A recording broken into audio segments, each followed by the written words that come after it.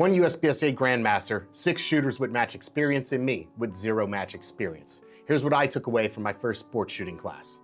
What's going on? Luke from USA Carry here, and this is part 2 of my midlife shooting crisis series. Not a breakdown, just a wake-up call to take getting better at shooting more seriously. And that means getting structured, practicing deliberately, and finding a way to measure real growth. So for the past few months, I've been dry firing regularly, running through drills from dry fire reloaded, mixing in VR sessions with the ACE VR system, and then backing it up in live fire to see what's actually sticking. So when I saw a post in one of the local USPSA matches here in Las Vegas about a class called Next Level Sports Shooting by Jukin, I was interested. I had never heard of Joon before, so I did a little bit of internet stalking and found out he's pretty legit. He's a multi-state and area champ and currently super squatted at nationals in carry optics and open. I saw that the class required match experience, so I hit him up on Instagram to see if that was a deal breaker or not. He replied back saying, nope, no problem. I might fall behind some of the other shooters, but I'll definitely take something from the class, which I did. So I thought about it for a day and signed up. My first matches at that time were in September. I'll get to that later, that's changed. And this just felt like a solid way to prepare for the match. Class takeaways. This class was not built for beginners. It was designed for competition shooters looking to improve. There were 7 of us in the class and I was the only one without match experience. If I remember correctly, there was 1 master shooter and the others were A and B class shooters. Joon started off with about 40 minutes of him going over his version of the fundamentals: recoil control, draw mechanics, visual indexing, stance, reload, trigger control. It obviously wasn't a basics class, but this was his take on the fundamentals and what works for him. And then he talked about what we'd be applying for the rest of the day. And then we got into movement, which was all new to me. I've had some exposure to movement here and there, but nothing that really stuck. This was different. This was about how to shoot, how to leave and arrive in a shooting positions quickly, efficiently, and stable enough to get your hits. Early wins and fixes. So we started off with bill drills at 15 yards, no time limit. He just wanted to see how we shot, I'm assuming. Then we moved out to 25 yards, and at some point he came up to me and looked at my target and asked, "You been dry firing?" It's not looking too bad, so I think your trigger press is pretty good. Okay. You doing some dry fires? Yeah. Okay. All right. So that gave me a little bit of confidence before we started moving into the harder work. And then he kind of did a gear check. He watched everybody shoot, and he walked around to each of us and kind of gave his recommendations on our setup. And that was my first lesson of the day. He noticed I was searching for the gun on the draw. He wanted me to cant the gun a little bit back. So one thing I noticed is, like, obviously you're just starting out, no worries, no pressure. Yep. I'm just gonna point it out though. Totally fine.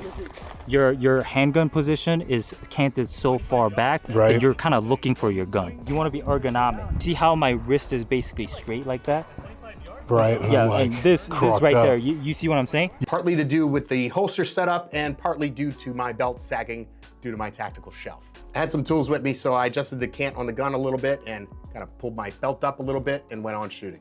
I was running the Blue Alpha Battle Belt and their mag pouches at the class. They sent me 2 full setups with magazine pouches, med kits, and all the works. I'll be doing a full review and how I have it set up on the channel here soon, so make sure you're subscribed. But the gear is solid, the fit, that's on me. It made one thing clear. I definitely need to be practicing my draws from this setup a lot more. Most of my draw work over the years has been from concealment. I haven't really had a need to practice drawing from an outside the waistband holster.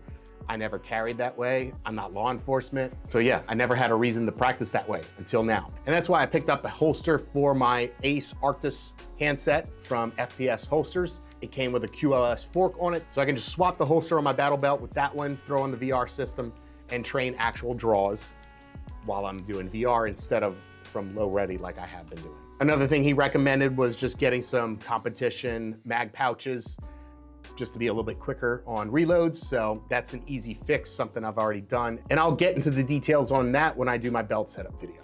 And while we're talking gear, a quick shout out to Ammunition Depot, the official ammo sponsor of USA Carry. They've been supporting me in my crisis. They provided all the ammo I shot in this class. You guys know what to do. Thanks for the support. That's all I can say. Balancing movement and shooting. The hardest part of this day wasn't shooting. It was doing everything together. Shooting, moving, thinking, processing. Add in the heat, it got to be over 100 degrees, and yeah, it was a lot. At one point, I'd be so focused on movement, I'd forget about shooting fundamentals. Other times, I'd get my hits, but then I'd completely forget about the footwork we're supposed to be working on.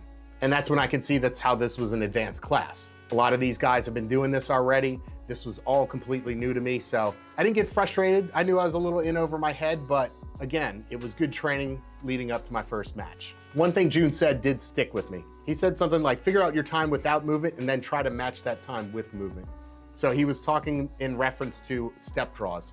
So get your time on your regular draw and then add a step draw to that and then still try to match that time. So you can apply that with pretty much anything. Like last night I was doing a drill out of Dry Fire Reloaded, I'm pretty sure it's in there, called widening transitions. So you start with 3 targets close together, 2 shots on each with a par time. Then you keep moving the targets further and further out from each other, keeping that same par time. So pretty much the same idea. So it kind of clicked and I realized I can do that in my VR shooting as well. So before I got the holster, I've been starting all my drills in the VR from low ready. So all my times are based off of being at the low ready. So now when I'm drawing from a holster, I've got times I can try to match. Same drills, different start, a benchmark. And that's one way I can track progress. Final stage equals reality check. The last drill of the day kind of brought everything in together. It started with a step draw, transitions, back step, exit to the right, a little triple shuffle, sprint to the second position, and end on a tuxedo target to close.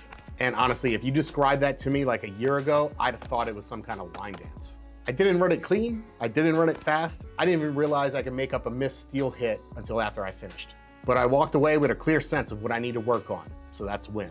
The day before I was working on the script for this video, I went to the range and I started up with some warm-ups doing one-shot returns and doubles. And then I set up a similar variation to one of the drills we ran in his class. So I drew to one shot on steel in front of me, transitioned to paper. As I started exiting to the right with the footwork Joon taught us, 2 shots on paper, sprint to the next shooting position and end on steel.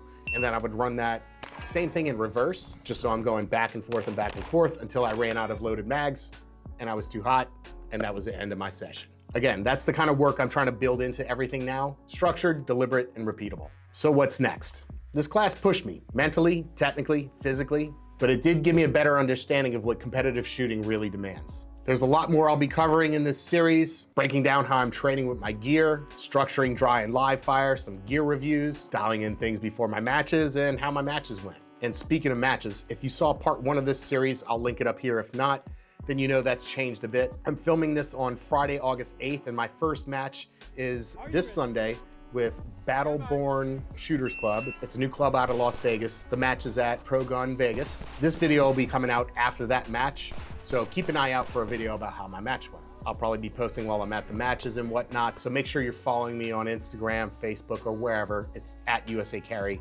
wherever you're at. So at the end of the day, this whole process isn't just about chasing speed. It's about building habits, staying consistent, and what getting better really looks like. So let's get better. See you in the next one.